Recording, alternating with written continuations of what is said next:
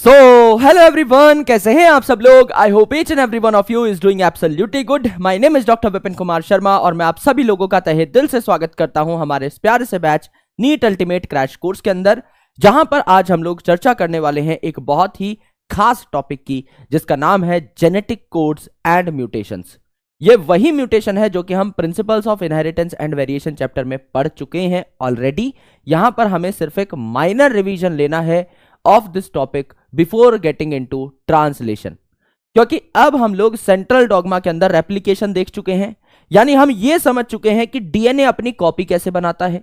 उसके बाद हम ट्रांसक्रिप्शन देख चुके हैं, यानी हम ये भी जान चुके हैं कि डीएनए आरएनए में कैसे कन्वर्ट होता है। But now it's time to understand the final step, that is formation of proteins. अब हमें यह जानना है कि भैया ये जो आरएनए बना था, ये जो मैसेंजर आरएनए बना था आफ्टर प्रोसेसिंग इन यूकैरियोट्स, ये आखिरकार आपका प्रोटीन कैसे जनरेट करता है।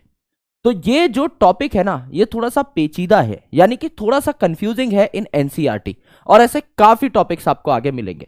फॉर एग्जांपल डीएनए फिंगरप्रिंटिंग, ये टॉपिक आप एनसीईआरटी से समझ ही नहीं सकते। ह्यूमन जीनोम प्रोजेक्ट, इसको समझने के लिए आपको टीचर का सहारा लगेगा ही लगेगा। Similarly when it comes to translation, आप खुद से इसको पकड़ ही नहीं पाओगे, बिकॉज ना डायग्राम्स बहुत ज्यादा अच्छे दिए गए हैं और ना थ्योरी बहुत ही क्रिस्टल क्लियर तरीके से आपको दी गई है कि आप खुद से कॉन्सेप्ट को पकड़ पाए। उसके लिए जरूरी है हमारा फाउंडेशन, हमारा आधार बहुत स्ट्रांग हो। तो आज हम उसी आधार को बनाने वाले हैं इन दिस लेक्चर। हम लोग ट्रांसलेशन पढ़ने से पहले जेनेटिक कोड को पढ़ेंगे, यानी हम ये देखेंगे कि वो कौन से कोड हैं जो न्यूक्लिक एसिड की भाषा को प्रोटीन की भाषा में कन्वर्ट कर सकते हैं। क्योंकि न्यूक्लिक एसिड किसका बना है, डीएनए आरएनए किसके बने हैं, न्यूक्लियोटाइड्स के, और प्रोटीन किसका बना है, अमीनो एसिड का। यानी दोनों है ही डिफरेंट चीज। तो ऐसा कोई तो कोड होगा जो हमें यह बता पाए कि कौन सा न्यूक्लियोटाइड या कितनी न्यूक्लियोटाइड की कॉम्बिनेशन कोई पर्टिकुलर अमीनो एसिड बना रही होगी इन प्रोटीन। कोई तो ऐसी आपकी डिकोडिंग चीज होगी जो अब्बा डब्बा जब्बा कोई बोल रहा है तो हमें समझ में आ जाए कि भैया इस अब्बा डब्बा जब्बा का मतलब क्या है ना। बाहुबली 1 के एंड में था ना विलन, कोई अलग से ही लैंग्वेज यूज कर रहा था, तो वहां एक ट्रांसलेटर खड़ा था बाहुबली की टीम में, जो उसको बता रहा था कि भैया ये कह रहा है कि हमारी युद्ध नीति बहुत स्ट्रांग है, हम तो तुम्हें तोड़ने फोड़ने आए हैं। तो वहां पर that translator is decoding the language. वो हुंत्रा टुक टुक उस लैंग्वेज को कन्वर्ट कर रहा था हिंदी भाषा में। That is translation. इस प्रोसेस का नाम भी क्या है, ट्रांसलेशन है। यानी एक भाषा को दूसरे में कन्वर्ट करना, ट्रांसलेट करना, यही तो करने आए हैं। तो आज हम सीखेंगे कि वो ट्रांसलेटर कौन है जो कि आपकी न्यूक्लियोटाइड की भाषा को अमीनो एसिड की भाषा में कन्वर्ट करता है, और करता है तो कैसे करता है, यह हम लोगों को समझना है। So let's begin this beautiful lecture. Hindi to English dictionary, English to Hindi dictionary, जिससे कि हम कुछ शब्दों को पकड़ पाएं कि इस शब्द का मतलब क्या है, इस शब्द से हमें क्या समझ आना चाहिए। सिमिलरली कुछ कोड होते हैं जो हमें ये बताते हैं कि आरएनए में अगर ये कोड लिखा हुआ है तो इससे ये पर्टिकुलर अमीनो एसिड बनना चाहिए, अगर ये कोड लिखा हुआ है तो इससे ये पर्टिकुलर अमीनो एसिड बनना चाहिए। ऐसी एक डायरेक्टरी है, ऐसी एक डिक्शनरी है जिसको हम जेनेटिक कोड कहते हैं, जो हमें यह समझने में मदद करती है कि कौन सा एमआरएनए का कोड कौन सा अमीनो एसिड बनाएगा। तो this lecture is going to be really interesting, because molecular level पे आप चीजों को डिकोड करना सीख रहे होंगे। तो इस लेक्चर को शुरू करते हैं हम लोग। अब मैंने जैसा आपको बताया कि सेंट्रल डॉगमा के 3 स्टेप थे भैया, सेंट्रल डॉगमा के 3 स्टेप थे। सबसे पहले तो हमने क्या किया था, डीएनए से डीएनए ही बनाया था, यानी डीएनए की खुद की कॉपी, डीएनए की खुद की रेप्लिका बनाई थी। तो इस प्रोसेस को हम लोग क्या कह रहे थे, इस प्रोसेस को हम लोग रेप्लिकेशन कह रहे थे। करेक्ट है सर, रेप्लिकेशन कह रहे थे। अब इस रेप्लिकेशन के बाद अगर आप देखें, इस रेप्लिकेशन के बाद क्या हो रहा था, इस रेप्लिकेशन के बाद हम लोग ये जो डीएनए था इसको एमआरएनए में कन्वर्ट कर रहे थे। यानी आपका क्या हो रहा था, ट्रांसक्रिप्शन हो रहा था।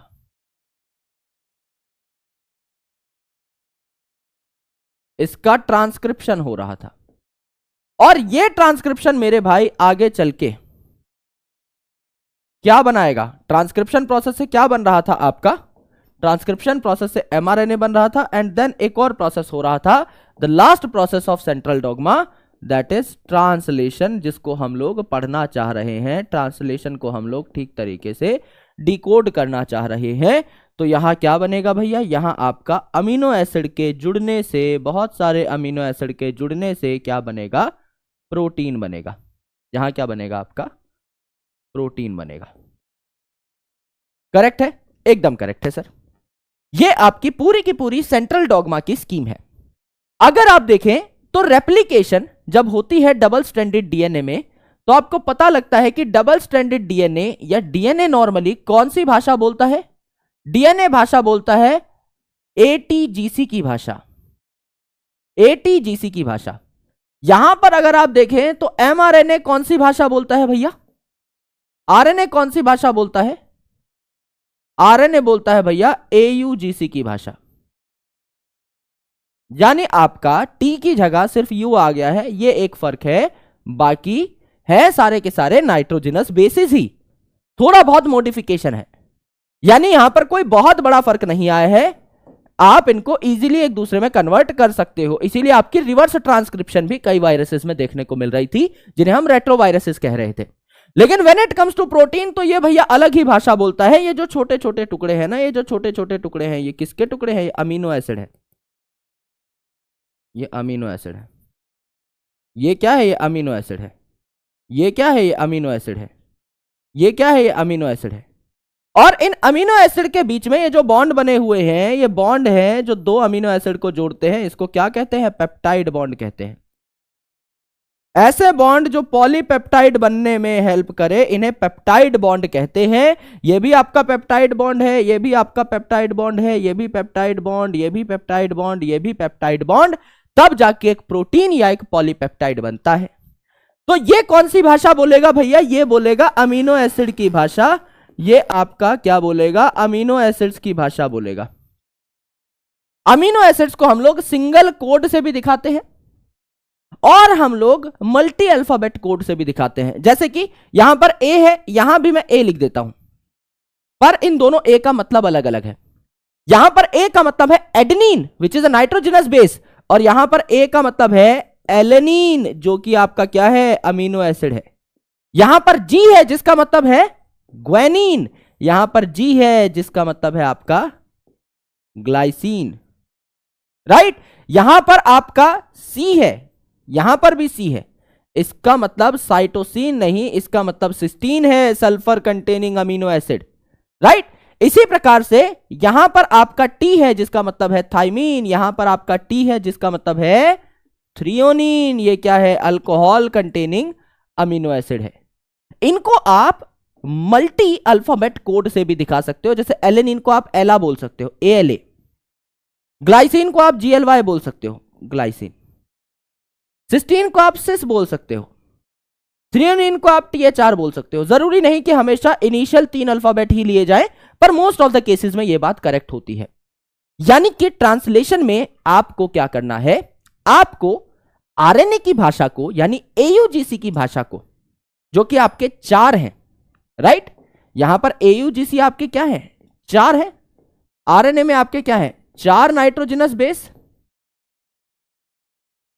4 नाइट्रोजनस बेस।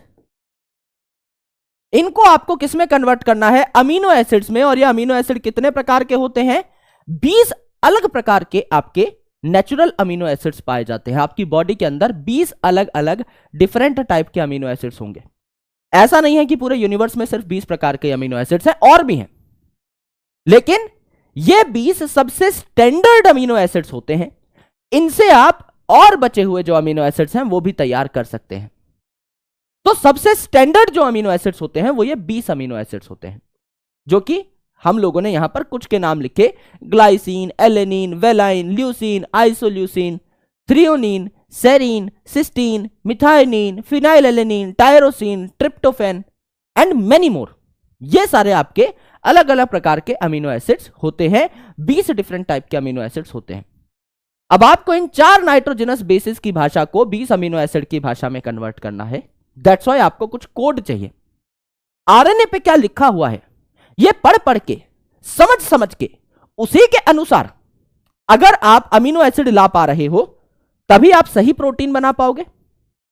समझिए, यहां पर आपका एक हाइपोथेटिकल आरएनए सीक्वेंस हम ले लेते हैं। Let's say AUG, UUU, AUA, UAC, AGG, AUA।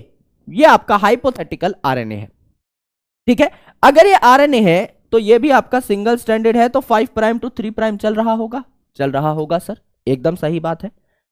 मैंने इस AUG को पढ़ा और मुझे समझ में आ गया कि AUG का मतलब होता है, सर मिथायोनिन पकड़ करके लेके आइए। AUG कहना चाहता है कि मिथायोनिन अमीनो एसिड लेकर के आओ। तो मैंने AUG पढ़ा और मुझे समझ में आ गया भैया मिथायोनिन मांग रहा है, तो मैंने इस कोड को पढ़ लिया ना, AUG को, which is a genetic code, मैंने पढ़ लिया और मुझे यह पता लग गया कि मिथायोनिन मांग रहा है। कैसे पता लगा वो थोड़ी देर में डिस्कस करेंगे। फिर मैंने UUU पढ़ा तो मुझे पता लगा कि ये तो फिनाइल एलेनिन मांग रहा है। फिर मैंने AUA पढ़ा तो मुझे लगा कि भैया ये तो ट्रिप्टोफैन मांग रहा है। फिर मैंने UAC पढ़ा तो मुझे लगा भैया एलेनिन मांग रहा है। फिर मैंने AGG पढ़ा तो मुझे लगा भैया थ्रियोनिन मांग रहा है। फिर मैंने AUA पढ़ा तो मुझे पता लगा कि भैया सिस्टीन मांग रहा है। और इनके बीच में आपके पेप्टाइड बॉन्ड बनते चले जाएंगे, पेप्टाइड बॉन्ड बनते चले जाएंगे। यानी इस mRNA को पढ़ पढ़ के मैंने सही अमीनो एसिड ला ला करके प्रोटीन तैयार कर दिया। यही तो मेरा पूरा का पूरा प्रोसेस था, यही तो मैं करना चाह रहा था। यानी कुछ कोड है जिनको अगर मैं पढ़ लूं, समझ लूं, तो मैं RNA से सही प्रकार का प्रोटीन बना पाऊंगा, and that is called as genetic code. RNA की भाषा को प्रोटीन की भाषा में कन्वर्ट करने के लिए कुछ कोड्स की नॉलेज मुझे चाहिए, उन्हें मैं जेनेटिक कोड्स कहता हूं। और क्यों इन कोड की जरूरत पड़ी? क्योंकि ये भाषाएं इतनी डिफरेंट हैं कि कॉम्प्लीमेंटेरिटी का कोई चांस ही नहीं है। यहां पर अगर आप देखें तो आप बोल सकते हैं कि भैया ए और टी जो है ये कॉम्प्लीमेंट्री है, सी और जी जो है ये कॉम्प्लीमेंट्री है। यहां अगर आप देखें तो आप बोल सकते हैं ए और यू कॉम्प्लीमेंट्री है, सी और जी कॉम्प्लीमेंट्री है। लेकिन मेरे दोस्त, नाइट्रोजनस बेसिस में और अमीनो एसिड में कोई कॉम्प्लीमेंटेरिटी नहीं होती। यहां आप कॉम्प्लीमेंटेरिटी डिराइव भी करना चाहो जबरदस्ती नहीं कर सकते। इससे बढ़िया यह है कि हम यहां पर थोड़ी और डीप रिसर्च करना शुरू करें और पता लगाने की कोशिश करें कि आरएनए को कैसे पढ़ा जा सकता है with the help of genetic codes. Correct? तो यहां पर एक बहुत प्यारी चीज हुई। जेनेटिक कोड जब तैयार किए जा रहे थे, जब लोगों ने रिसर्च करना शुरू किया कि भैया जेनेटिक कोड बनाने पड़ेंगे, आरएनए की भाषा को समझने के लिए कुछ कोड तैयार करने पड़ेंगे, तो लोगों ने देखा कि भाई इस काम को करने के लिए तो बायोलॉजी के अलग अलग डिसिप्लिन के साइंटिस्ट चाहिए। भाई फिजिक्स के साइंटिस्ट भी चाहिए, मैथमेटिशियन भी चाहिए, बायोलॉजिस्ट भी चाहिए, बायोकेमिस्ट भी चाहिए, बायोफिजिसिस्ट भी चाहिए, बायोस्टैटिस्टिशियन भी चाहिए, सब चाहिए। यहां मैथ का भी काम है, बायो का भी काम है, फिजिक्स का भी काम है, सब काम है, केमिस्ट्री का भी काम है। तो जाहिर सी बात है यहां पर जॉर्ज गैमो जो है ही वॉज अ फिजिसिस्ट, और ये आए और इन्होंने कहा कि मैं बताऊंगा कि आपके जेनेटिक कोड कितने, है ना भैया, जेनेटिक कोड कितने बड़े बड़े होते हैं। तो इन्होंने कहा मैं बताऊंगा। इन्होंने कहा लेट से अगर एक नाइट्रोजनस बेस एक अमीनो एसिड के लिए कोड करता है, अगर ए यू जी सी, अगर आरएनए का एक नाइट्रोजनस बेस सिर्फ एक अमीनो एसिड के लिए कोड करता है कि ए एक अमीनो एसिड बना लेगा, यू एक अमीनो एसिड बना लेगा, जी एक अमीनो एसिड बना लेगा, सी एक अमीनो एसिड बना लेगा, तो टोटल अमीनो एसिड्स आपके कितने बन पाएंगे? टोटल अमीनो एसिड बन पाएंगे 4 नाइट्रोजनस बेस है, एक एक करके कोड कर रहे हैं, तो 4 की पावर 1 यानी 4 हो जाएगा। तो they will code for 4 amino acids. 20 में से सिर्फ 4 ही अमीनो एसिड्स के लिए आप कोड कर पा रहे हो। क्या यह डेटा करेक्ट है? नहीं। बचे हुए 16 कैसे बनाओगे? 4 अमीनो एसिड बन जाएंगे, बचे हुए 16 कैसे बनाओगे? नहीं बना पाओगे। तो जॉर्ज गैमो साहब ने कहा कोई बात नहीं, 2-2 की कॉम्बिनेशन बना लेते हैं, मतलब सारी पॉसिबल कॉम्बिनेशन बनाएंगे। ए के साथ यू रख दिया, यू के साथ ए रख दिया, ये दोनों अलग अलग अमीनो एसिड बनाएंगे। AU अलग है 5 प्राइम टू 3 प्राइम, UA अलग है, ठीक है। अब AG अलग है, GA अलग है ना, AC अलग है, CA अलग है, फिर CG अलग है, GC अलग है, एंड सो ऑन। इस हिसाब से आपके और कॉम्बिनेशंस बनेंगे। तो कितने कॉम्बिनेशन बनेंगे भैया? 4 की पावर 2, यानी आपके 16 कॉम्बिनेशंस बनेंगे। तो आप 16 अमीनो एसिड्स के लिए कोड कर पाओगे। अगर आप दो दो की कॉम्बिनेशन बनाते हो तो 16 अमीनो एसिड्स के लिए आप कोड कर पाओगे। क्या 20 के 20 अमीनो एसिड कोड हुए? नहीं हुए। तो जॉर्ज गैमो साहब ने कहा कि एक काम करते हैं भैया, 3-3 की कॉम्बिनेशन लेके चलते हैं। 3-3 की कॉम्बिनेशन लेके चलते हैं। जैसे यहां हो गया AUG, यहां हो गया AUC, यहां हो गया आपका AUA, यहां हो गया आपका UAA, यहां हो गया आपका UAG, यहां हो गया आपका UAC, एंड सो ऑन। 3-3 की कॉम्बिनेशन जब मैं लेकर चलता हूं तो 4 की पावर 3 यानी 4 इंटू 4 इंटू 4, 16 इंटू 4 यानी आपके 64 अमीनो एसिड्स बनेंगे। 64 अमीनो एसिड बनेंगे। तो क्या यह बात एकदम करेक्ट हो गई? Will they B coding for more than 20 amino acids? Yes. हमें 20 अमीनो एसिड्स के लिए कोड चाहिए। यहां 64 अलग अलग कोड्स जनरेट हो रहे हैं, यानी ये वाली कॉम्बिनेशन हमको अभी तक की सबसे बेस्ट कॉम्बिनेशन लगी है, ये 64 कोडॉन्स वाली। तो हम ये कह सकते हैं कि यस, ये जो आपके कोडॉन्स होते हैं ये 3-3 के फॉर्मेट में ही पाए जाते हैं। यानी कोडॉन कैसा होता है? ट्रिपलेट होता है। 3 न्यूक्लियोटाइड मिल करके एक प्रॉपर कोडॉन बनाते हैं। तो codons are triplet in nature. यह बात किन्होंने साबित करी? यह बात जॉर्ज गैमो साहब ने साबित करी। एंड आप देखिए, एक चीज बहुत नॉर्मली सोचिए, आराम से सोचिए, कोई दिमाग लगाने की जरूरत नहीं है। आप इसे बहुत सिंपल तरीके से समझिए। भाई अगर 64 डिफरेंट कोडॉन्स हैं, 64 डिफरेंट कोडॉन्स हैं और 20 ही अमीनो एसिड हैं, यानी हमारे पास क्या है? 64 कोडॉन्स हैं एंड ओनली 20 अमीनो एसिड्स हैं। तो एक चीज आप खुद लॉजिक से क्या नहीं सोच पा रहे हैं कि कई ऐसे अमीनो एसिड होंगे जिनके लिए हमारे पास मल्टीपल कोड होंगे? ये तो दिखाई दे रहा है ना साफ साफ। 64 कोड हैं और सिर्फ 20 अमीनो एसिड हैं, यानी अगर आप एवरेज आउट भी करें तो एक अमीनो एसिड के लिए 3 कोड हैं। अगर आप ये माने कि सब एक समान है, जो कि नहीं होते, फिर भी आप मान लीजिए एक बार के लिए कि भाई 60 कोडॉन है आपके पास इजी कैलकुलेशन के लिए और 20 अमीनो एसिड है, तब भी आप कह सकते हैं ना कि 3 कोडॉन तो सेम ही अमीनो एसिड के लिए कोड कर रहे होंगे। यानी क्या आप यहां से यह बात डिराइव कर सकते हैं कि more than 1 codon can code for an amino acid? क्या मोर देन 1 कोडॉन कोड कर पाएगा फॉर एन अमीनो एसिड? बिल्कुल कर पाएगा, क्यों नहीं कर पाएगा? यह बात हमने देखी, बिल्कुल देखी। इस चीज को हम क्या कहते हैं? इस प्रॉपर्टी को हम क्या कहते हैं? This is called as degeneracy. Genetic code की इस प्रॉपर्टी को हम लोग डीजेनेरेसी कहते हैं कि मल्टीपल जो कोडॉन है वो भी सेम अमीनो एसिड के लिए कोड कर सकते हैं। ये मैं आपको आगे दिखाऊंगा भी। This is called as degeneracy. तो जॉर्ज गैमो साहब ने यह काम किया कि उन्होंने बताया कि जेनेटिक कोड ट्रिपलेट है। उन्होंने बकायदा मैथमेटिकली ये चीज प्रूव करी, क्योंकि खुद फिजिसिस्ट थे तो मैथ की अच्छी खासी नॉलेज थी। उन्होंने इस बात को बकायदा सबके सामने रखा, साबित किया। यह जॉर्ज गैमो साहब का काम था। फिर आए हमारे भारत के गौरव हरगोविंद खुराना साहब।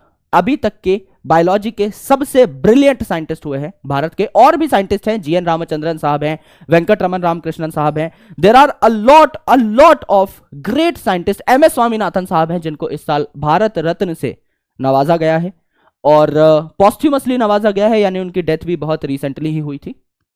लेकिन बहुत बिग शॉट साइंटिस्ट हुए हैं। इनका काम सुप्रीमली अमेजिंग था। In the field of molecular biology Hargobind Khorana साहब के नाम का सिक्का चलता है। लोगों को इनको किताबों में पढ़ना पड़ता है। जस्ट लाइक आप जीएन रामचंद्रन साहब के बारे में पढ़ेंगे ही पढ़ेंगे। आप फर्स्ट ईयर बायोकेमिस्ट्री में जाएंगे, आप जब अमीनो एसिड प्रोटीन की डिस्कशन शुरू करेंगे आपको रामचंद्रन प्लॉट देखने को मिलेगा ही मिलेगा। आप उसके बिना बायोकेमिस्ट्री नहीं पढ़ सकते। So he was also a mascot, जिन्होंने एकदम बायोलॉजी को बदल के रख दिया। बायोकेमिस्ट्री आप आज के दिन में रामाचंद्रन साहब की रिसर्च के बिना नहीं पढ़ सकते। मॉलिक्यूलर बायोलॉजी, प्रोटीन बायोलॉजी आप टेक्निकली हरगोविंद खुराना साहब की रिसर्च के बिना नहीं पढ़ सकते। क्या किया था ऐसा हरगोविंद खुराना साहब ने? अब हम लोगों को जेनेटिक कोड को डेसिफर करना है। अब हमें यह तो पता लग गया है ट्रिपलेट है, कोई AUG होगा, कोई AUC होगा, कोई AUA होगा, कोई UAA होगा। पता कैसे लगेगा कि कौन सा कोड कौन सा अमीनो एसिड बना रहा है? पता कैसे लगेगा? अभी तक हमने अपने जीवन में क्या सीखा है? अभी तक हमने आज तक मॉलिक्यूलर बायोलॉजी में क्या सीखा है, जेनेटिक्स में क्या सीखा है? एक DNA है भैया, DNA के 2 स्ट्रैंड होते हैं, उसका एक स्ट्रैंड कन्वर्ट होगा RNA में। जैसा जैसा वो DNA का स्ट्रैंड बताता जाएगा वैसा वैसा RNA बनता जाएगा, एकदम कॉम्प्लीमेंट्री। ये हमने सीखा है। हरगोविंद खुराना साहब ने क्या कर दिया? गेम ही बदल दिया। इन्होंने कहा मैं लेबोरेटरी में सेल फ्री सिस्टम में टेम्पलेट इंडिपेंडेंट मैनर में, यानी मैं जो चाहूंगा वो बनेगा, मुझे किसी DNA टेम्पलेट की जरूरत नहीं है। यानी अगर आपके पास एक DNA टेम्पलेट है, अगर यहां पर मेरे पास एक DNA टेम्पलेट है, लेट से मेरे पास यहां पर एक DNA टेम्पलेट है 3 प्राइम टू 5 प्राइम, और इस DNA टेम्पलेट पर लिखा हुआ है AUGC। DNA टेम्पलेट है तो U नहीं होगा, यहां पर लिखा हुआ है भैया ATGC, ATAC, AAGG, ये लिखा हुआ है आपके DNA पे। बताओ भैया RNA क्या बनेगा? 5 प्राइम टू 3 प्राइम क्या बनेगा? A के बगल में क्या आएगा? U आएगा, T के बगल में क्या आएगा? A आएगा, G के बगल में C आएगा, C के बगल में G आएगा, A के बगल में U, T के बगल में A के बगल में U, C के बगल में G, A के बगल में U, C। क्या यही बनेगा? यही बनेगा सर, और कुछ नहीं बन सकता। तो ये हमारा क्या हो गया? Template DNA। ये हमारा क्या हो गया भैया? Template DNA। और ये हमारा क्या बना? RNA made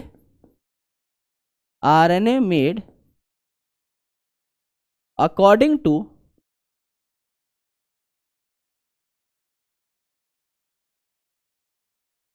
template DNA। RNA made according to template DNA, यानी मैं अपनी मर्जी से कुछ नहीं बना सकता, ऊपर जो लिखा है उसी का कॉम्प्लीमेंट्री RNA बनेगा। बात सही है? सही है सर, एकदम सही है।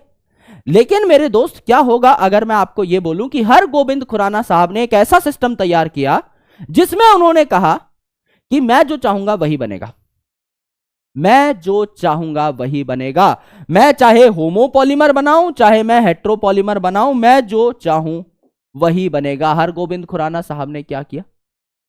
ही developed a system to make RNA polymers in template independent manner. भैया टेम्पलेट इंडिपेंडेंट मैनर में मैं RNA बनाऊंगा, और ये जो RNA है ये आपके होमो भी हो सकते हैं, यानी सारे के सारे यहां पर न्यूक्लियोटाइड सेम भी हो सकते हैं, और ये आपके हेट्रो भी हो सकते हैं, न्यूक्लियोटाइड यहां पर डिफरेंट भी हो सकते हैं। सर फॉर एग्जाम्पल मेरे दोस्त यहां पे आप चाहो तो आप बना सकते हो AAA, AAA, AAA, ये RNA। आप बना सकते हो UUU, UUU, UUU, ये RNA। आप बना सकते हो CCC, CCC, CCC, ये RNA। सारे के सारे सेम है तो दे आर होमोपॉलीमर्स। मैं हेट्रोपॉलीमर्स भी बना सकता हूं, यानी यहां मैंने बनाया AUG, AUG, अलग भी रख सकते हो, मैं आपके रेफरेंस के लिए सेम रख रहा हूं, AUG, AUG and so on. फिर मैंने बनाया GAU, GAU, GAU, GAU and so on. भैया अगर मुझे ए अगर बनाना है तो मुझे यहां क्या चाहिए होता? यहां मुझे चाहिए होता DNA पे T T T T T T T T T, तब नीचे बनता ए। मानते हो? लेकिन अब मैं चाह रहा हूं कि ए नॉर्मल ही बन जाए, है ना, नॉर्मल ही बन जाए, बिना किसी ऊपर टेम्पलेट के ही ये बन जाए। तो टेम्पलेट इंडिपेंडेंट मैनर में इसको बनाने के लिए हमको चाहिए होता है एंजाइम, जिसको हम बोलते हैं सेवेरो ओकोवा एंजाइम, है ना। इसे कहते हैं पॉलीन्यूक्लियोटाइड। पॉलीन्यूक्लियोटाइड बनाएगा, ये बहुत सारे न्यूक्लियोटाइड ऐड करेगा। पॉलीन्यूक्लियोटाइड फॉस्फोराइलेज, न्यूक्लियोटाइड बनाएगा और उनके बीच में फॉस्फेट फॉस्फेट बॉन्ड भी बना देगा, फॉस्फोएस्टर बॉन्ड भी बना देगा, फॉस्फोराइलेज एंजाइम यहां लगेगा। टेम्पलेट इंडिपेंडेंट मैनर में ये बनेंगे। सर इनका फायदा क्या हुआ?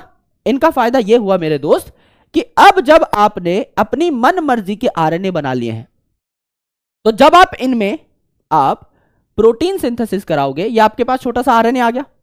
अब आप जब इसका प्रोटीन सिंथेसिस कराओगे तो क्या हो जाएगा यहां पर, जब आप इसका सेल फ्री सिस्टम में यानी बिना किसी सेल के टेस्ट ट्यूब में ही प्रोटीन सिंथेसिस कराओगे तो जीएयू समझ लीजिए है मिथायोनिन। तो मिथायोनिन बनेगा, मिथायोनिन बनेगा, मिथायोनिन बनेगा, मिथायोनिन बनेगा। जिस टेस्ट ट्यूब में आपने रिसर्च कराई है वहां आपके 4 मिथायोनिन पड़े पाएंगे, यानी आपको देखने को मिलेगा कि जीएयू कोड्स फॉर मिथायोनिन, एक कोड अपने को पता लग गया। इतने सारे ट्रिपलेट कोड हैं, इतने सारे ट्रिपलेट कोड हैं, एक मुझे पता लग गया कि जीएयू मिथायोनिन के लिए कोड करता है। यहां है एयूजी एयूजी एयूजी एयूजी, ये भी समझ लो मिथायोनिन के लिए कोड करता है, मुझे पता लग गया। एयूजी का भी सेट हो गया भैया, मिथायोनिन बनाता है। You U U U U U U U you, यहां पर 3 फिनाइलएलेनिन पड़े पाए, यानी मेरे को पता लग गया कि U U U code for phenylalanine, A code for glycine, let's say CCC code for cysteine, just for reference. तो ऐसे करके मैं 64 अलग अलग कोडॉन है, 64 अलग अलग कॉम्बिनेशंस नहीं बना लूंगा, होमोपॉलीमर हेट्रोपॉलीमर की बना लूंगा सर। सबके प्रोटीन नहीं बना दूंगा सर। तो कौन सा कोडॉन किस अमीनो एसिड को तैयार कर रहा है ये नहीं बता दूंगा सर, बिल्कुल बता दूंगा। पर हरगोविंद खुराना साहब का काम सिर्फ इतना ही था, इन्होंने आरएनए की अलग अलग सेल फ्री कॉम्बिनेशंस बनाई, इन्होंने आरएनए की अलग अलग कॉम्बिनेशंस बनाई। ये प्रोटीन जो है सेल के बाहर बनने का काम ये हरगोविंद खुराना साहब ने नहीं किया। एक और धुरंधर साइंटिस्ट आए जिनका नाम था मार्शल नीरेनबर्ग।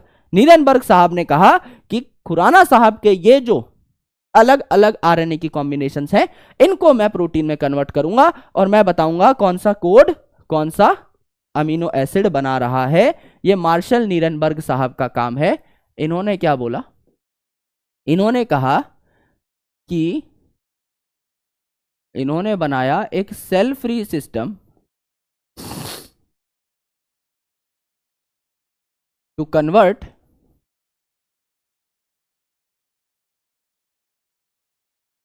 mRNA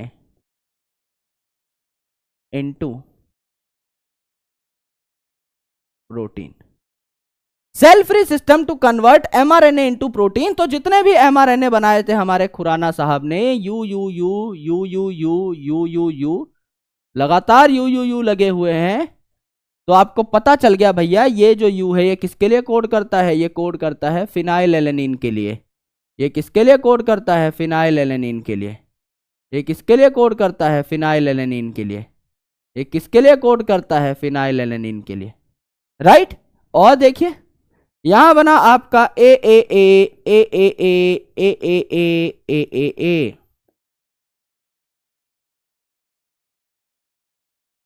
करेक्ट है। ये किसके लिए कोड करते हैं भैया, किसके लिए कोड करते हैं, ए ए ए, जस्ट फॉर रेफरेंस समझ लो यार, सिस्टीन के लिए कोड करता है। सिस्टीन बनाएगा बनाएगा, सिस्टीन बनाएगा बनाएगा, सिस्टीन बनाएगा बनाएगा, सिस्टीन बनाएगा बनाएगा। कैसे पता लगा, ये जो आरएनए के टुकड़े थे इनको हमने सेल फ्री सिस्टम में यानी सेल के अंदर ट्रांसलेशन होती है, हमने ऐसा सिस्टम तैयार किया, नीरेनबर्ग साहब ने ऐसा सिस्टम तैयार किया कि ये टेस्ट ट्यूब में ही प्रोटीन सिंथेसिस कर पाए। तो बिना टेम्पलेट के इन द सेंस बिना सेल के प्रोटीन बनाने का काम किन्होंने कराया, नीरेनबर्ग साहब ने। और बिना टेम्पलेट के बिना डीएनए के अपनी मर्जी का आरएनए बनाने का काम किन्होंने किया, खुराना साहब ने।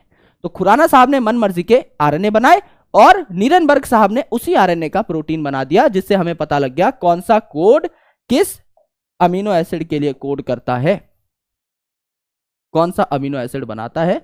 तो all codons can be deciphered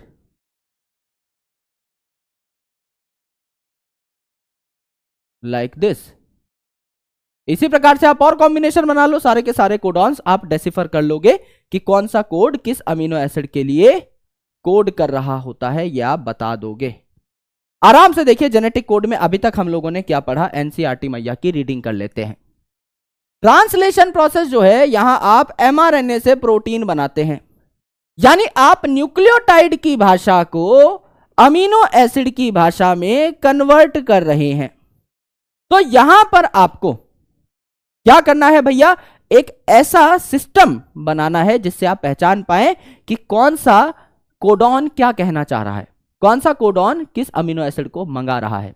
और आपको कैसे पता लगा कि भैया ये जो डीएनए है या ये जो आरएनए है ये अमीनो एसिड से कनेक्टेड है कहीं ना कहीं। ये हमने म्यूटेशन टॉपिक में पढ़ा था।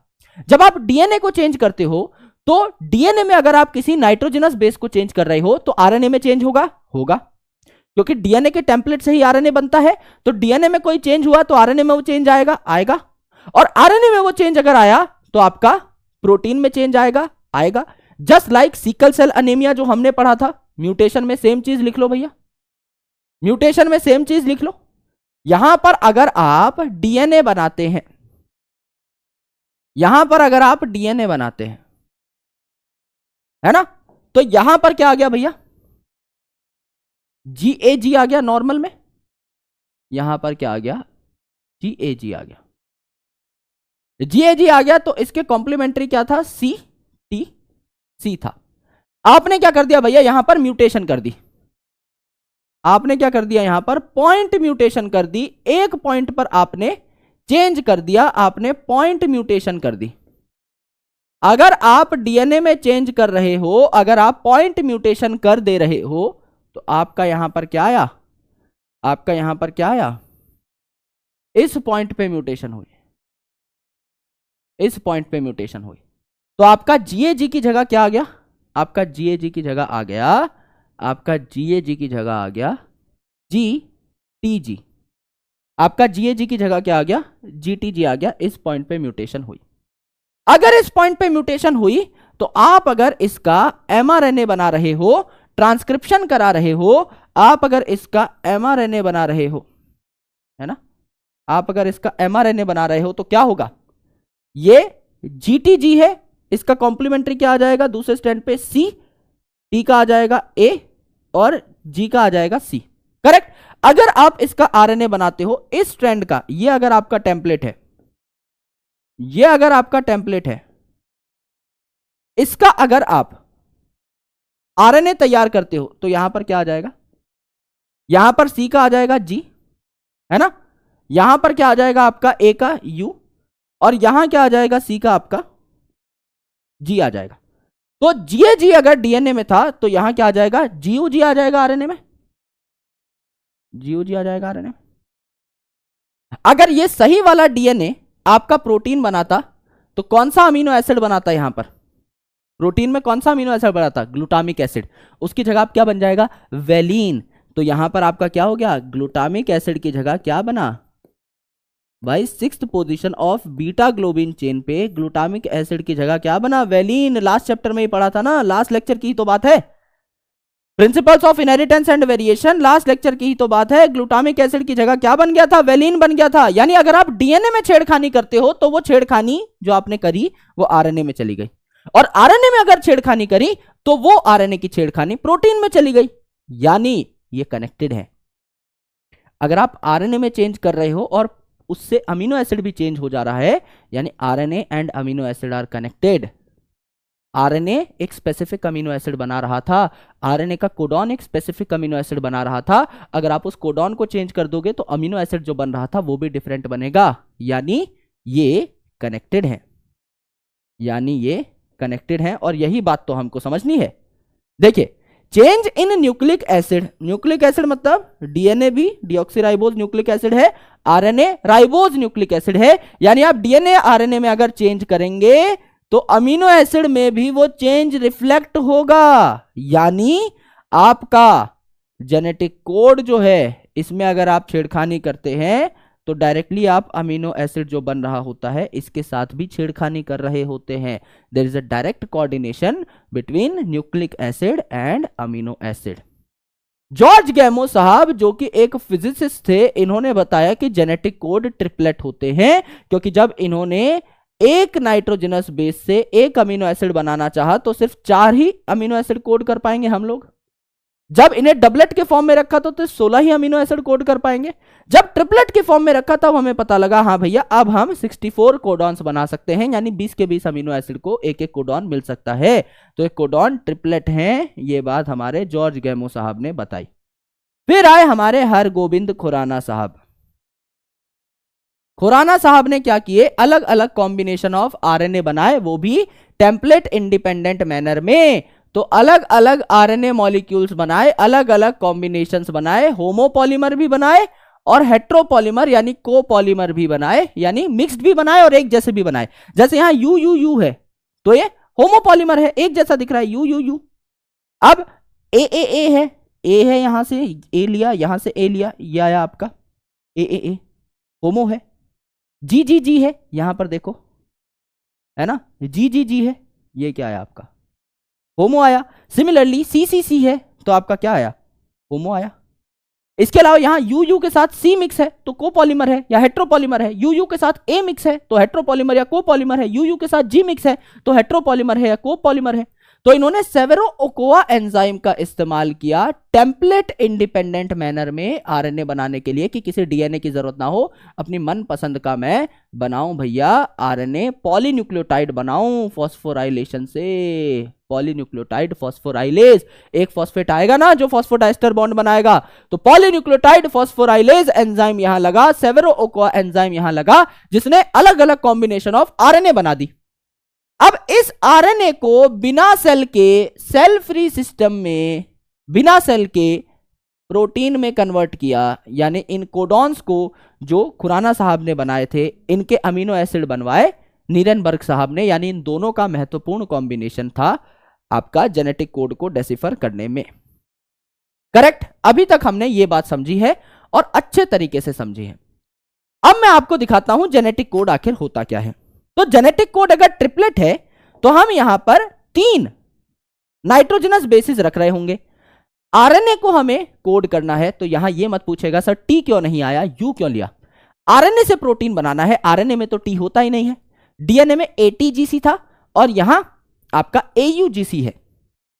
तो इनको हम एक सीक्वेंस में रखते हैं, यूसीएजी यूसीएजी यूसीएजी, ठीक है। तो यहां रखा एक एक्सिस पे यूसीएजी, यहां रखा दूसरी एक्सिस पे यूसीएजी और यहां रखा तीसरी एक्सिस पे यूसीएजी यूसीएजी यूसीएजी यूसीएजी, जिससे टोटल 64 कॉम्बिनेशंस बन पाए। एक ये वाला मिलेगा, एक ये वाला, एक वो वाला, एक कॉम्बिनेशन, एक ये वाला मिलेगा, एक ये वाला, एक वो वाला, दूसरी कॉम्बिनेशन, एक ये वाला, एक ये वाला, एक वो वाला, तीसरी कॉम्बिनेशन, एक ये वाला, एक ये वाला, एक ये वाला, चौथी कॉम्बिनेशन। इस हिसाब से 16 कॉम्बिनेशन यहां, 16 कॉम्बिनेशन यहां, 16 कॉम्बिनेशन यहां, 16 कॉम्बिनेशन यहां, टोटल 16 गुने 4 यानी 64 कॉम्बिनेशंस बनेंगी। और यहां पर अब आप कंफ्यूज हो रहे होंगे कि क्या सर हमें ये सारी की सारी याद करनी है।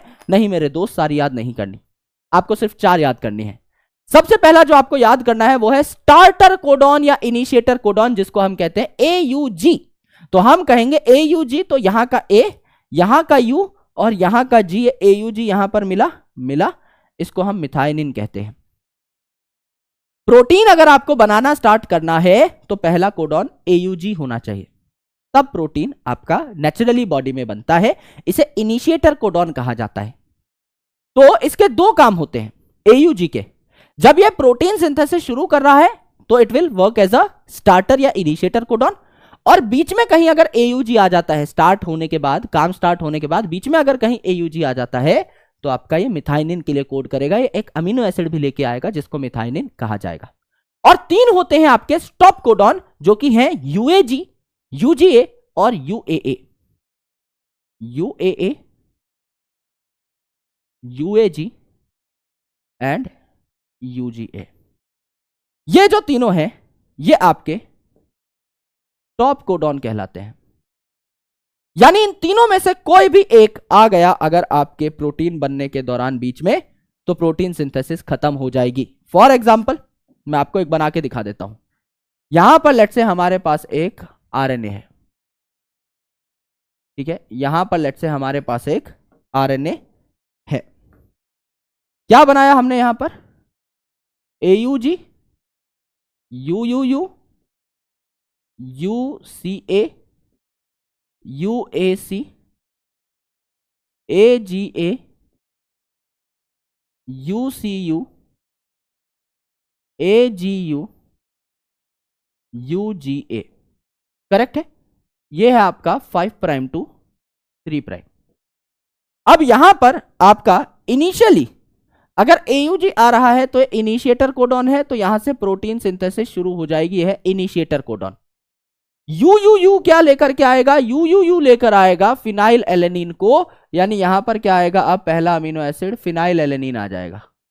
UCA क्या आ जाएगा आपका? UCA क्या आ जाएगा भैया? आपका सेरीन आ जाएगा, सेरीन आ जाएगा।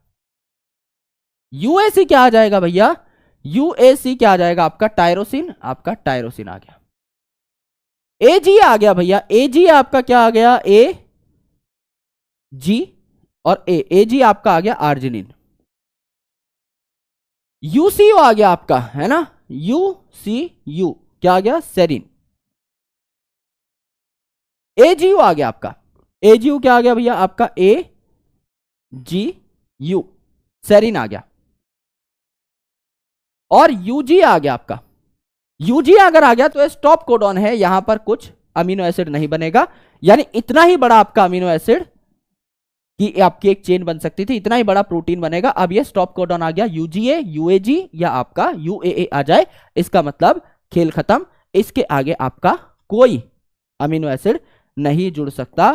तो यहां पर आप इनके बीच में क्या करेंगे? इनके बीच में आप पेप्टाइड बॉन्ड बना देंगे और इतनी बड़ी आपकी प्रोटीन की चेन बन जाएगी। This is how translation takes place. इस तरीके से आप इन कोडॉन्स को क्या करते हो? डिकोड करते हो। तो पहला पॉइंट हमने क्या सीखा? पहला पॉइंट हमने क्या सीखा? पहला पॉइंट हमने यह सीखा कि आउट ऑफ 64 कोडॉन्स, पहला पॉइंट हमने यह सीखा कि out of 64 codons only 61 are coding for different amino acids and 3 are top codons। 3 are stop codons। ये जो 3 हैं ये स्टॉप कोडॉन होते हैं, किसी भी चीज के लिए कोड नहीं करते, कोई अमीनो एसिड नहीं बनाते, इसलिए इन्हें नॉनसेंस कोडॉन भी कहा जाता है। नॉनसेंस होते हैं जैसे कि आपका UAA, UGA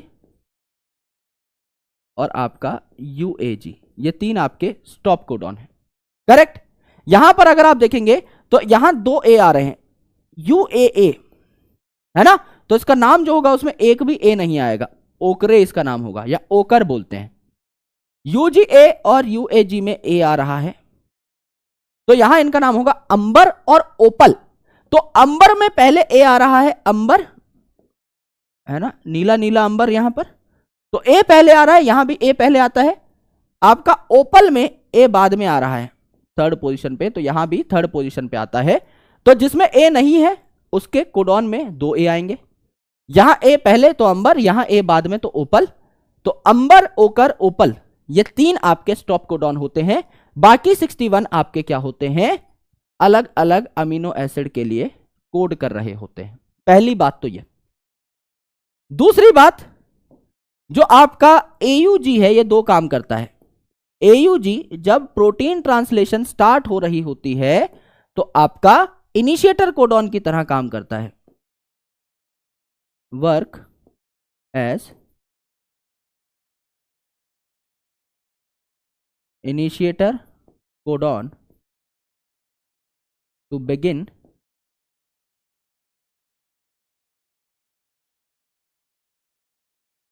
ट्रांसलेशन। एंड बाद में क्या करता है भैया, ये स्टार्ट होने के बाद translation, also codes for methionine. बाद में ये मिथायोनिन भैया के लिए भी कोड करता है। तो ये तो 4 स्पेशल कोडॉन हो गए जो हमें पढ़ने रहते हैं, AUG, UAA, UGA, UAG, ये 4 ही कोडॉन हमको पढ़ने होते हैं। अब अगर आप अगली प्रॉपर्टी देखेंगे, आराम से सुनिए, तो यहां पर UUU भी फिनाइल एलेनिन बना रहा है, UUC भी फिनाइल एलेनिन बना रहा है ना। यहां देखिए, UCU भी सेरीन, UCC भी सेरीन, UCA भी सेरीन, UCG भी सेरीन, CCU भी प्रोलिन, CCC भी प्रोलिन, CCA भी प्रोलिन, CCG भी proline, ACU threonine, ACC threonine, ACA threonine, ACG threonine, GCU alanine, GCC alanine, GCA alanine, GCG alanine. यानी multiple codons कई बार same amino acid के लिए code कर देते हैं। भाई 61 आपके ऐसे कोडॉन हैं जो अमीनो एसिड के लिए कोड करेंगे, और अमीनो एसिड तो है सिर्फ 20, यानी कई ऐसे कोडॉन्स होंगे जो सेम अमीनो एसिड के लिए कोड कर रहे होंगे। आपने यहां पर देखा भी, जैसे यहां पर देख लीजिए, आपका आर्जिनिन है, ये चारों ही आर्जिनिन के लिए कोड कर रहे हैं। ये दोनों नीचे के हैं, ये भी आर्जिनिन के लिए कोड कर रहे हैं। ये भी आपके सेरीन के लिए कोड कर रहे हैं। यहां पर ये 4 हैं, ये भी सेरीन के लिए कोड कर रहे हैं। यहां पर ये ल्यूसीन के लिए कोड कर रहे हैं, ये चारों भी ल्यूसीन के लिए कोड कर रहे हैं। यानी ल्यूसीन के लिए आपने लाइन में 6 देखे, आर्जिनिन के लिए आपने 6 देखे, आपने यहां पर सेरीन के लिए देखो कितने सारे देखे, आपने 6 देखे यहां पर।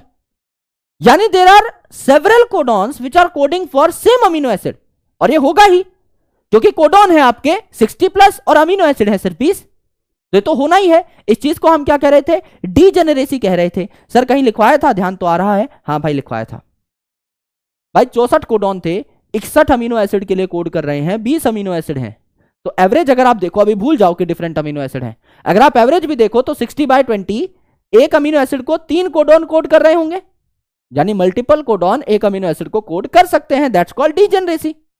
और हमें अब यहां से इसको देख करके ये बात प्रूफ भी हो गई, है ना, प्रूफ भी हो गई। तो इसको हम लोग लिख लेते हैं, इसको हम लोग लिख लेते हैं।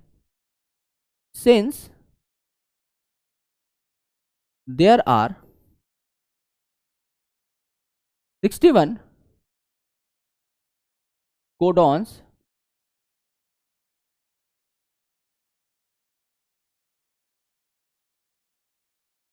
and only 20 amino acids, therefore more than one codon can code for same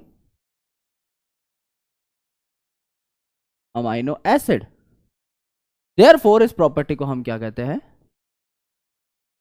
therefore called degeneracy, therefore it is called as degeneracy. दूसरी चीज देखो, इसी स्टेटमेंट की भाई स्टेटमेंट देखो, भाई भाई हैं ये दोनों स्टेटमेंट, आराम से सुनो।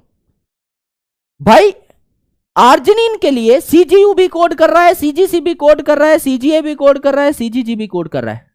मुझे एक चीज बताओ, सीजीयू क्या आर्जिनिन के अलावा किसी और के लिए कोड कर सकता है? क्या सीजीयू कुछ और बना सकता है?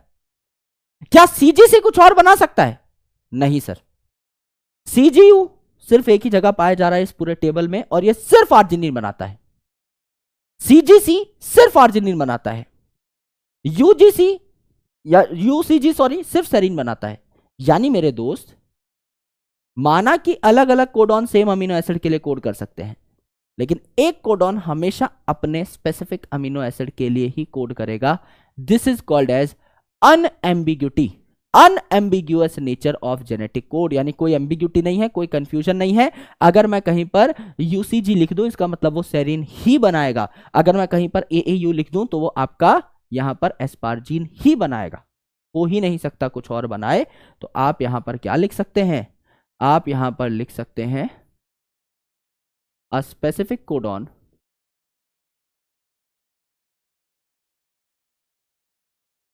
Codes for a specific amino acid only, therefore called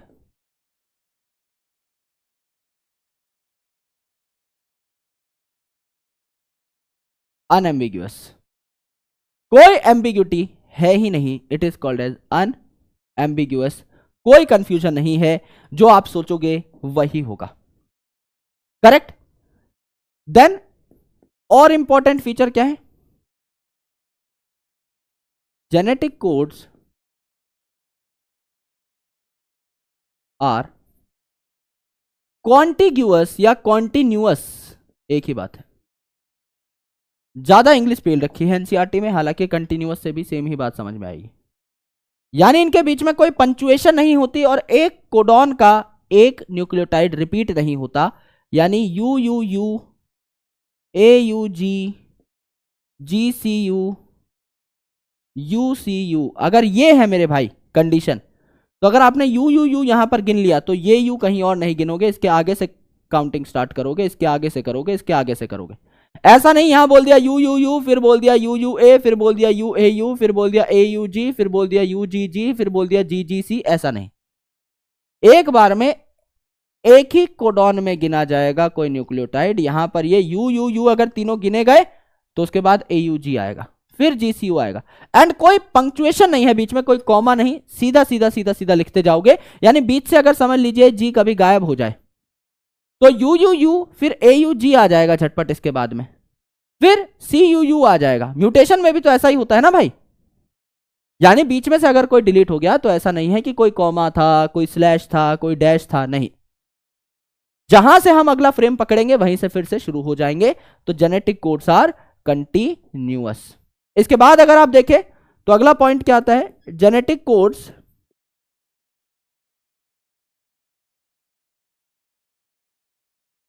are nearly universal. Nearly universal, nearly universal मतलब अगर आप देखें तो यू यू यू अगर फिनाइल एलेनिन बनाता है तो आपके अंदर भी फिनाइल एलेनिन बनाएगा, बैक्टीरिया के अंदर भी फिनाइल एलेनिन बनाएगा, एक्सेप्ट एक आधे एक्सेप्शन है. जैसे माइटोकॉन्ड्रिया का कोड, प्रोटोजोआ का कोड, यहां एक दो अमीनो एसिड आपके डिफरेंट बनते हैं. अदरवाइज अगर आप देखोगे तो इट इज नियरली यूनिवर्सल. इसको यूनिवर्सल नहीं बोलना कभी, नियरली यूनिवर्सल. लगभग 99% ऑर्गेनिजम्स में आपका ये कांस्टेंट होता है. ये हमारे जेनेटिक कोड के अलग अलग विशेषताएं हैं, अलग अलग यहां पर बातें हैं, स्पेसिफिसिटीज हैं. इनको एक बार देख लेते हैं भैया एनसीईआरटी के अंदर की क्या क्या बोला गया है. कोडॉन ट्रिपलेट होता है, जॉर्ज गैमो साहब ने प्रूव किया. इनमें से 61 कोडॉन जो है ये अलग अलग अमीनो एसिड के लिए कोड करते हैं और 3 जो है ये नॉन सेंस कोडॉन होते हैं जिनको स्टॉप कोडॉन कहते हैं. फॉर एग्जाम्पल आपका UAA जिसे ओकर बोला, UAG जिसे अंबर बोला और UGA जिसे ओपल बोला, ये टर्मिनेटर कोडॉन या स्टॉप कोडॉन होते हैं. AUG जो है ये स्टार्टिंग में तो प्रोटीन इनिशिएशन कराएगा और बाद में आपका मिथाइनिन के लिए कोड करेगा. दोनों काम इसी के हैं. नियरली यूनिवर्सल होते हैं आपके कोड, यानी UUU अगर फिनाइल एलेनिन के लिए कोड कर रहा है आपकी सेल के अंदर तो बैक्टीरिया में भी उसी के लिए कोड करेगा. माइटोकॉन्ड्रिया का कोडॉन और प्रोटोजोवन का कोडॉन जो है थोड़ा बहुत डिफरेंट होता है एक आधे अमीनो एसिड के लिए, बाकी कांस्टेंट होता है. कोडॉन जो है आपके कंटिन्यूअस फैशन में पढ़े जाते हैं, बीच में कोई पंक्चुएशन, कोई कॉमा, फुल स्टॉप ऐसा नहीं होता. इनको डायरेक्टली ही लिखा जाता है, अल्फाबेटिकली धार धार धार धार लिखा जाता है. Some amino acid are coded by more than 1 codon. जाहिर सी बात है 61 कोडॉन है और 20 अमीनो एसिड है तो इन्हें डीजेनेरेसी कहा जाता है. लेकिन एक अमीनो एसिड जो है वो स्पेसिफिकली एक कोडॉन से ही कोड होगा. जैसे UUU है सिर्फ फिनाइल एलेनिन ही बनाएगा और कुछ नहीं बना सकता. यह बात कांस्टेंट है, इसे अनएम्बिग्यूअस नेचर कहा जाता है.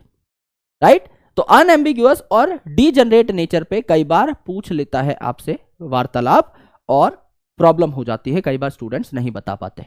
म्यूटेशन हम लोग ऑलरेडी लास्ट चैप्टर में कर चुके हैं, मैंने आपको बोला भी था मैं एक बार रिवीजन जरूर कराऊंगा, तो एक बार हम रिवाइज कर लेते हैं. म्यूटेशन क्या होता है भैया? डीएनए या आरएनए में कोई चेंज हो जाना, दैट इज म्यूटेशन। ठीक है, अब यहां पर अगर आप देखोगे तो जीन का जो रिलेशन है, डीएनए का जो रिलेशन है किसी फंक्शन के साथ, ये आसानी से आप बता सकते हो। भाई जीन क्या करता है, डीएनए का टुकड़ा क्या करता है, आरएनए बनाता है, प्रोटीन बनाता है, और उस प्रोटीन की वजह से हमारी बॉडी में, हमारे सेल में कोई ना कोई काम हो रहा होता है। अगर मैं किसी जीन को नॉकआउट कर दूं मतलब अगर मैं किसी जीन को अपनी बॉडी से निकाल दूं तो मेरी बॉडी में एक पर्टिकुलर काम होना ही बंद हो जाएगा।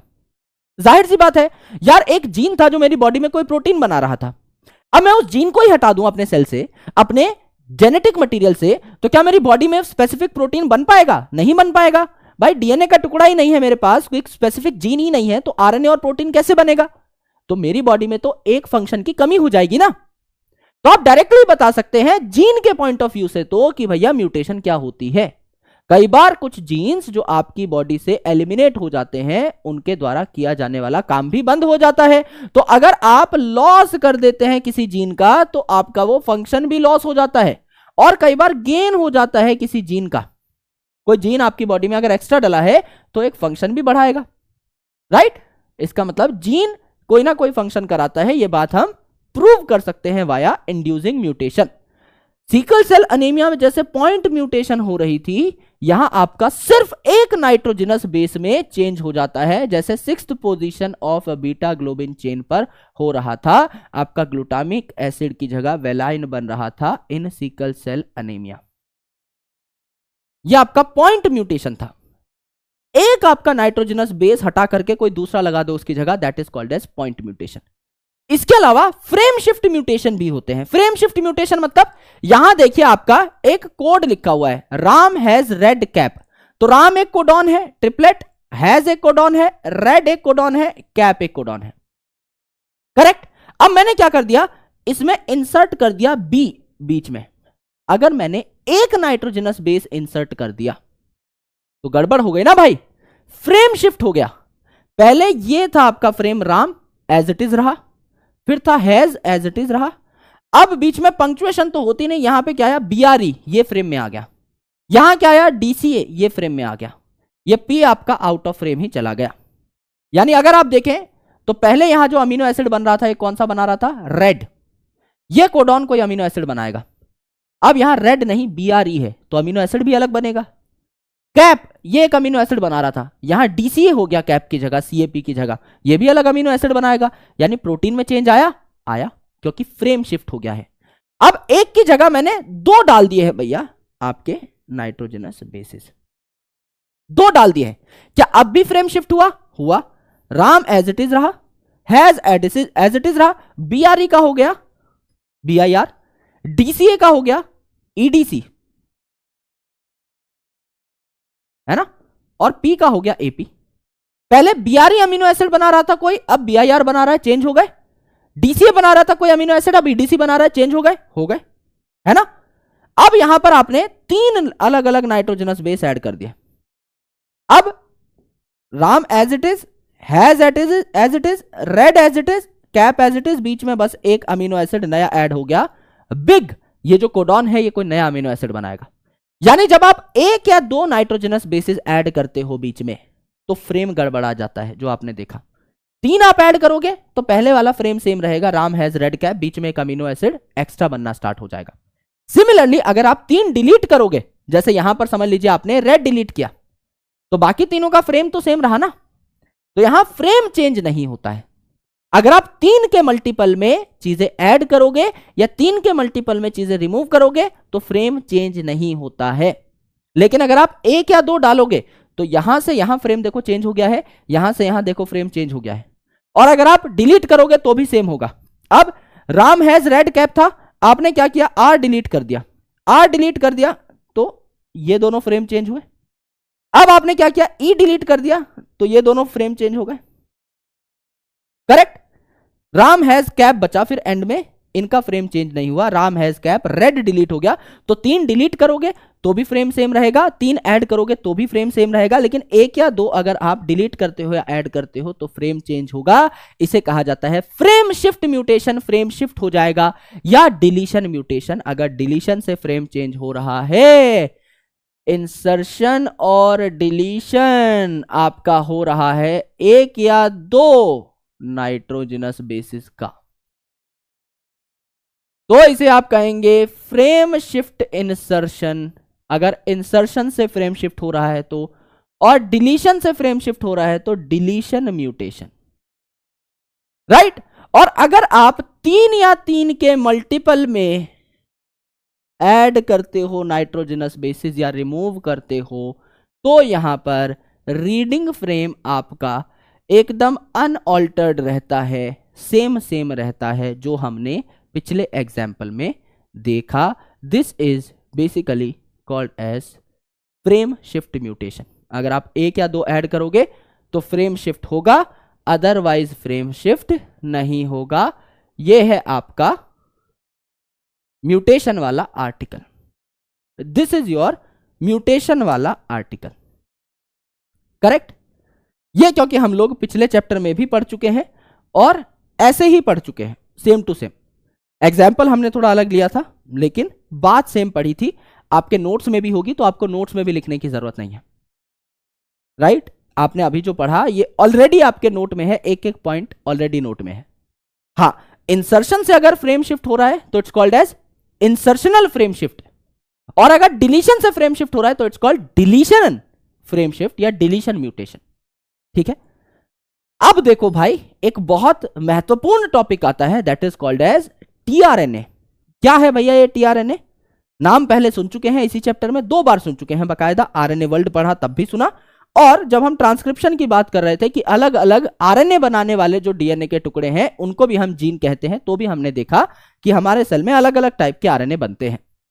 आरआरएनए जो स्ट्रक्चरल और कैटालिटिक हो सकता है, एमआरएनए जिससे प्रोटीन हम बनाते हैं जो कि टेम्पलेट की तरह बिहेव करता है, जो डीएनए से डायरेक्टली बनता है ट्रांसक्रिप्शन से, एंड आपका tRNA which is an adapter molecule जो अमीनो एसिड को पकड़ पकड़ के लेकर के आता है।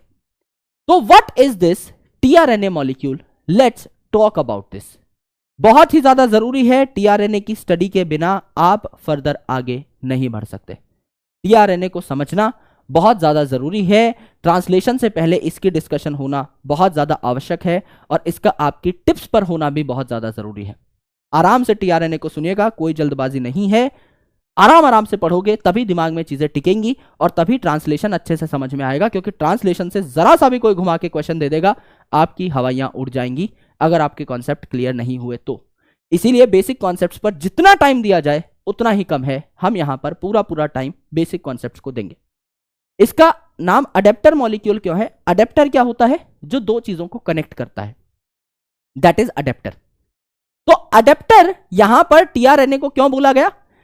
जब आप एमआरएनए से प्रोटीन बनाते हैं तो आपको यह तो पता है कि एमआरएनए पे कुछ कोडॉन्स हैं, और उन कोडॉन्स के हिसाब से अमीनो एसिड आकर के जुड़ते जाएंगे और प्रोटीन बनाते जाएंगे।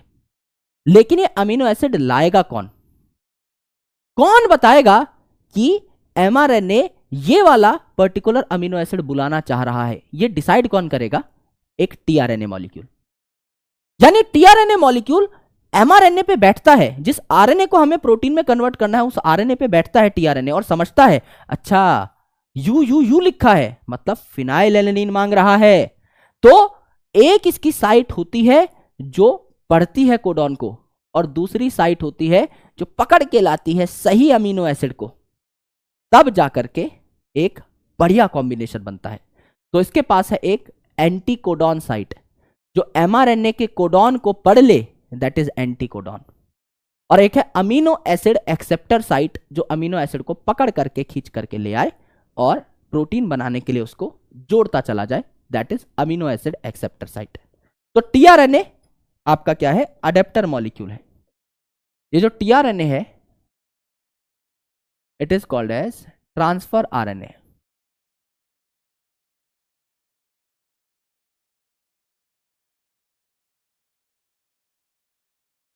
और soluble RNA, that is sRNA, correct. तो इसे टीआरएनए या सॉल्युबल आरएनए कहा जाता है, एसआरएनए कहा जाता है। नाम से ही सारी चीजें पता लग रही हैं। ट्रांसफर कराता है अमीनो एसिड का, इसीलिए ट्रांसफर आरएनए, और सॉल्युबल होता है नेचर में, इसीलिए सॉल्युबल आरएनए, है ना।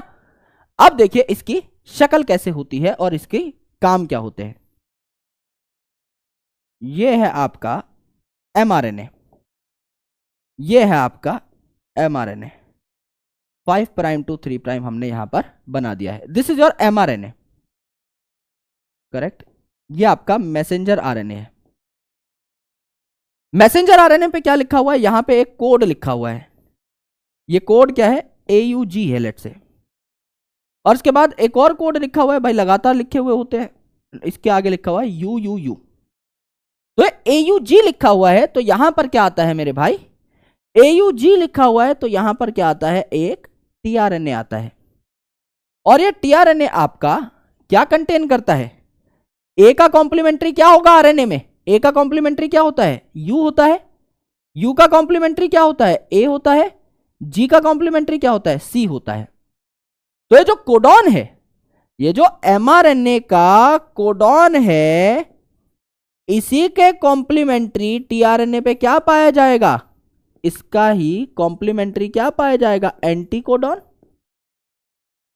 तभी तो ये टीआरएनए यहां पर बाइंड कर पाएगा, कोडॉन के अपोजिट क्या पाया जाएगा, एंटीकोडॉन पाया जाएगा, करेक्ट है। सिमिलरली यहां पर UUU है, UUU है तो यहां पर क्या आ जाएगा भैया, UUU का कॉम्प्लीमेंट्री क्या हो गया, U का कॉम्प्लीमेंट्री A, U का कॉम्प्लीमेंट्री A, U का कॉम्प्लीमेंट्री A, करेक्ट है। तो अब इनको मैंने अलग अलग कलर से दर्शाया है, देखिए आप, ग्रीन और येलो। ये जो आपका यहां पर AUG है नीचे कोडॉन, जब इसके ऊपर टीआरएनए लगा, AUG है जो नीचे कोडॉन, जब इसके ऊपर टीआरएनए लगा तो इस टीआरएनए को पता लगा कि मुझे कौन सा अमीनो एसिड पकड़कर लेकर आना है, इसको पता लगा मुझे मिथायोनिन पकड़कर लेकर आना है।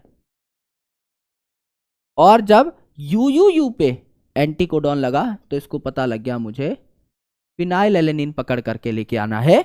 इसी तरीके से आपका ये टीआरएनए काम करता है, एक साइड से ये समझता है कि क्या मंगाया जा रहा है, दैट इज एंटीकोडॉन लूप। तो ये जो आपकी लूप है, it is called as anticodon loop of tRNA. Codon को समझने वाली लूप को क्या कहा जाता है, एंटीकोडॉन लूप ऑफ टीआरएनए, ठीक है। और यहां पर क्या है, अमीनो एसिड पकड़ कर लेकर आने वाली साइट, यानी आपकी क्या है, अमीनो एसिड एक्सेप्टर साइट,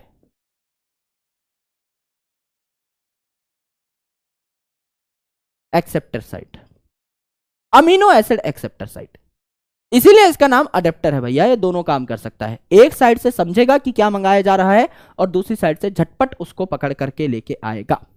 तो अगर आप देखें तो यहां पर जो कोडॉन होगा उसी हिसाब का ऊपर एंटीकोडॉन होना चाहिए, तो अलग अलग टीआरएनए पे अलग अलग एंटीकोडॉन होगा, यानी हर टीआरएनए स्पेसिफिक होगा। तो स्पेसिफिक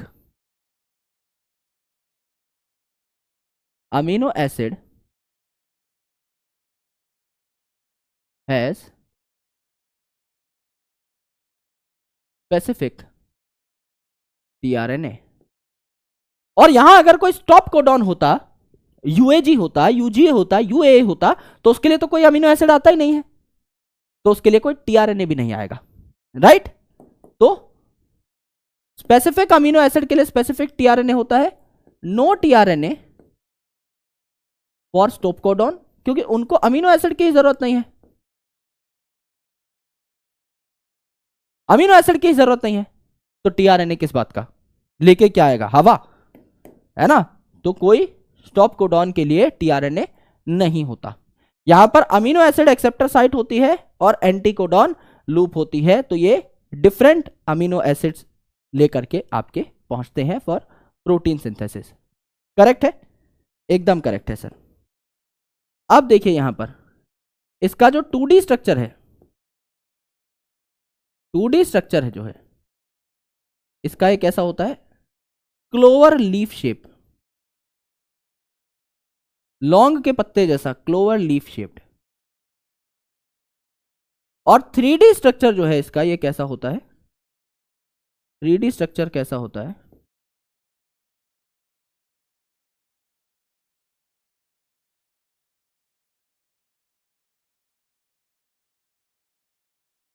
इन्वर्टेड एल शेप, जैसे एल होता है, इन्वर्टेड एल शेप इसका स्ट्रक्चर होता है। करेक्ट? क्योंकि अगर आप असलियत में स्ट्रक्चर देखें तो इट्स नॉट लाइक दैट। असलियत में अगर आप स्ट्रक्चर देखें तो कुछ ऐसा होता है। ये आपकी एंटीकोडॉन लूप है जो मैंने नीचे बनाई, राइट? इस हिसाब का आपका स्ट्रक्चर होता है। ऊपर अमीनो एसिड बाइंड करता है, यह अमीनो एसिड एक्सेप्टेरेंट जो कि अमीनो एसिड पकड़ पकड़ के लेके आएगा, और यह एंटीकोडॉन लूप जो एक कोडॉन को पढ़ेगा। इस प्रकार का स्ट्रक्चर आपका टीआरएनए का होता है। करेक्ट? तो this is the adapter molecule, this is the tRNA और द अडेप्टर मॉलिक्यूल। इसको एक बार देख लेते हैं भाई। क्रिक साहब ने कहा कि अमीनो एसिड जो है इनके पास खुद में, इनके स्ट्रक्चर में कोई ऐसा फीचर नहीं है जो ये बता सके कि हां भाई अमीनो एसिड खुद आकर के जुड़ जाए। जैसे एमआरएनए बना, एमआरएनए के जो कोडॉन है उनको देख देख कर अमीनो एसिड खुद नहीं आते हैं, इनको लाना पड़ता है। तो क्रिक साहब ने, जो वाटसन और क्रिक में जो क्रिक साहब थे, इन्होंने कहा कि अमीनो एसिड के स्ट्रक्चर में ऐसी कोई खास बात नहीं है कि वो खुद आ पाए, उसके पास ये प्रॉपर्टी नहीं है, इसको लाना पड़ता है। तो इसको लाने के लिए कोई ना कोई मॉलिक्यूल जरूर है। उन्होंने सिर्फ इतना बोला, टीआरएनए के बारे में नहीं बताया।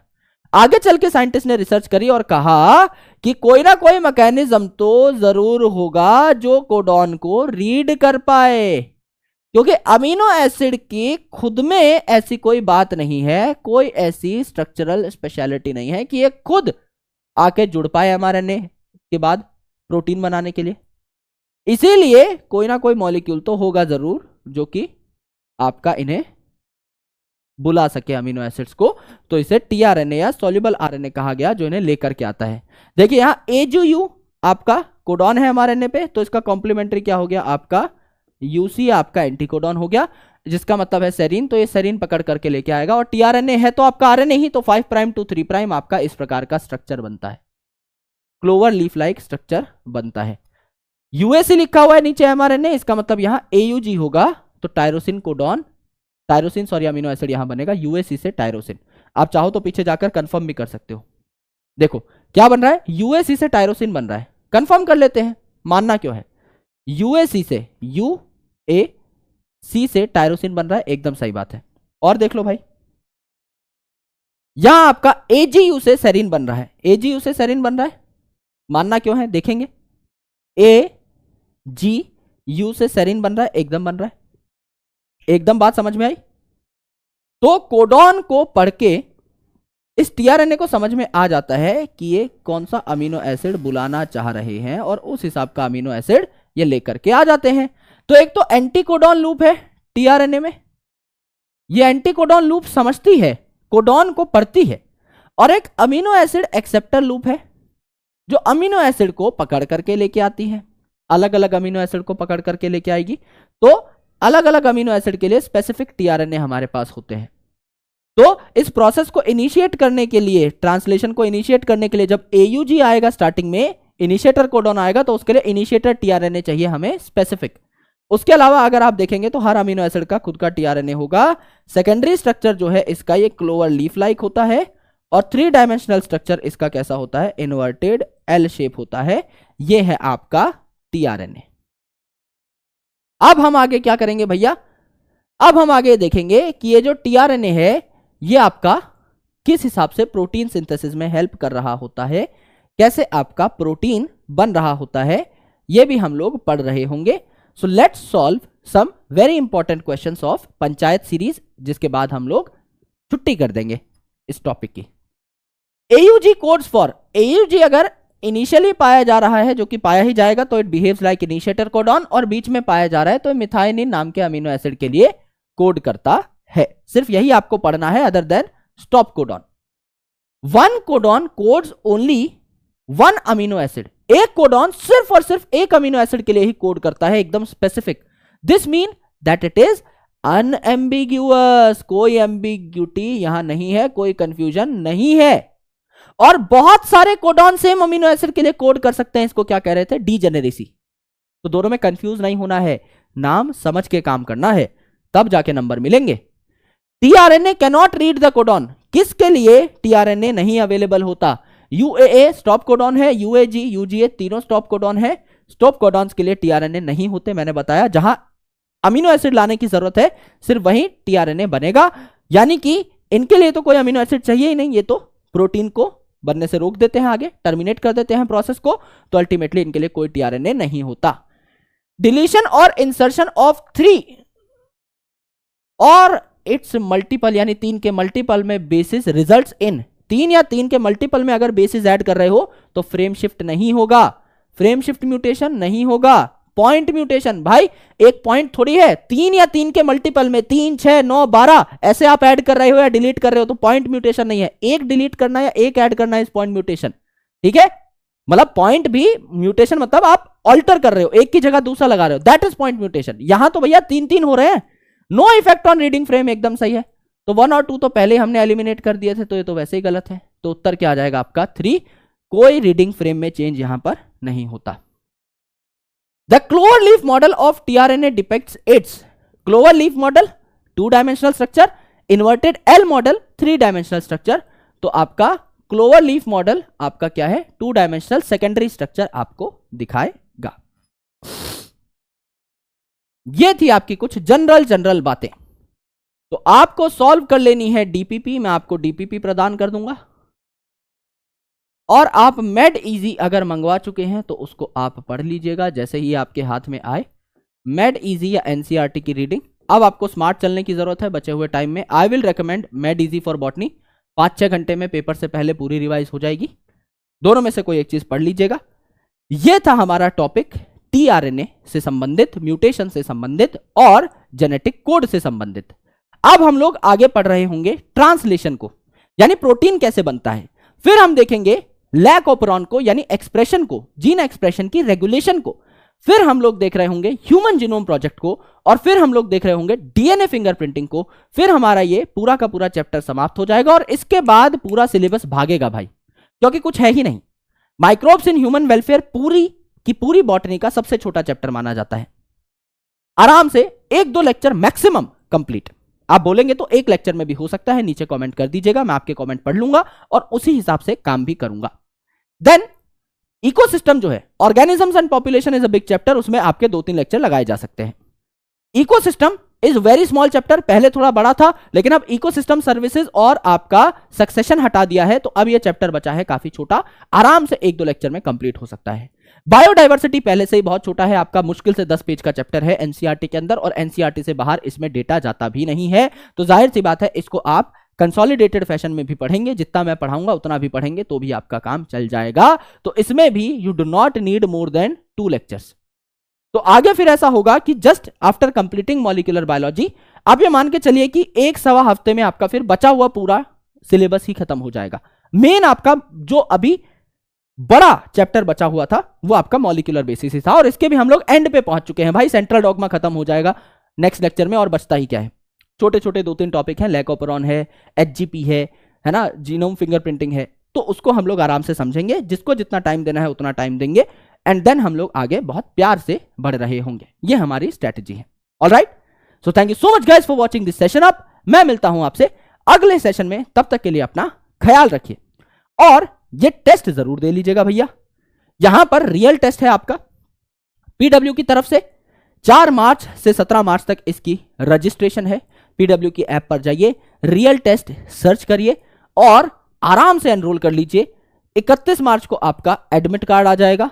टेस्ट की जो डेट है और टाइम जो है वो आपका 7 अप्रैल को है, 2 से 5:20, जो आपका आइडियल टाइम है नीट एग्जामिनेशन का वही, और बाकायदा इसकी यूट्यूब चैनल पर डिस्कशन होगी टेस्ट की, प्लस आपका रिजल्ट भी अनाउंस होगा। यानी लाख अगर बच्चा बैठ रहा है इसमें तो उन सब में आपकी रैंक भी आपको पता लगेगी, just like version of a NEET examination only, same to same चीज यहां पर हो रही है।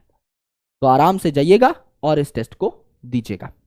Alright, so thank you so much, bye bye, take care, lots of love, जय हिंद। मिलता हूं आपसे अगले सेशन में, तब तक के लिए अपना ख्याल रखिए और पढ़ाई करते रहिए। शुक्रिया।